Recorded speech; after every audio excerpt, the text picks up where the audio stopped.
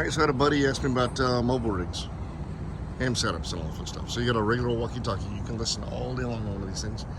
When you finally get your tech, then you can finally talk to people.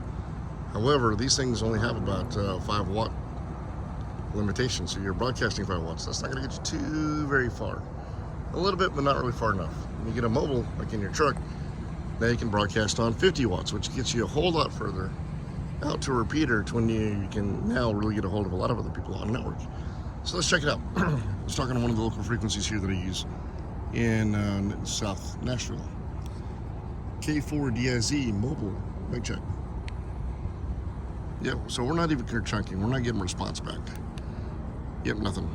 So this guy is kind of useless out here. Now if we had somebody on the other side of the hill, on top of the hill, we could see him because that's sort of more direct line of sight. But 5 watts isn't really enough to kind of push us over the hill to somewhere else. So let's take a look at what a mobile rig is. I'm gonna turn this guy off before we turn the one on in the truck. But before we talk about what's in the truck, we got an antenna first. We have a little whip antenna for that guy. This guy has a bigger antenna.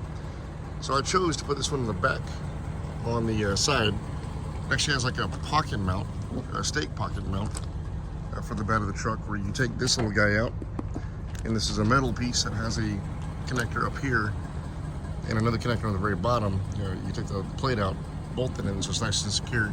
Just what I wanted to do. There's many other different types of mounts out there. I chose this Comet one because it's good for 2 different types of frequencies, if I remember correctly. So the cable actually goes through the bed. It's in the bed, and it goes out one of those little notch pockets. And throughout one of the notches, there you kind of see it like, it's kind of fuzzy. So it goes from the bottom of the bed to the back side of where the cab is, and it's drilled up underneath the seat. Now, I don't love you that much, so I'm not going to take the car seats out and move all this stuff around to show you, but we have an antenna cable coming up over here. Now, what interfaces between your cables and your head unit is just a little box. In that little box, kind of makes you think of like a car amp audio. You got a power cable coming to it, you got your antenna cable, and then you also have another cable going to the head unit. Yeah, you can, okay, so you see it at the very tip of that, the red tool that I have in there, fence pliers. And underneath the plastic rug piece, or the weather check formats, comes to the head unit up here. That's where my head unit is. Just again, you can also put it wherever you want to in the car. I just kind of like this setup a little bit better. Put the mic down here, the tray on the bottom, so I can easily bring it on up whenever I want to. Now I went a little extra, and I set up the toggle keys in the truck to power the radio. Let it boot up here. All right, it's already up. So within here, we're gonna use the same frequency. Let's tune it back on to the 4523. And now if we could chunk just to see if we get a signal,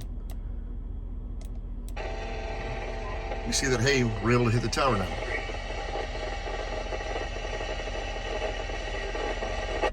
Very faint, very faint.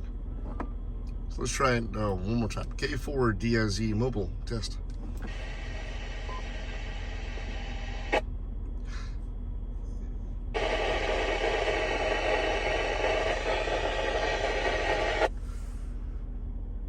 Let's try a different frequency. K4DIZ mobile test. And we're chunking on that guy, so we're making a signal out. Now we can't do that with a little handheld, and that's kind of what the difference is with having a mobile. Mobile because it's in a mobile car unit versus the handheld. Just something that's a little more powerful. And it's kind of cool looking on the inside. Nobody's talking to us right now, so let's see if we can use the calling frequency. K4DIZ CQ CQ CQ. Yeah, it could take a minute or two for somebody to respond back if they kind of catch it.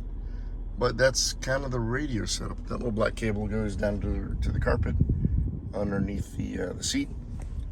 Right on back to that little blue box underneath that floor mat. And then on the other side, this push-to-talk mic does the same thing. Actually, I think this cable goes to that little black box on the opposite side as well.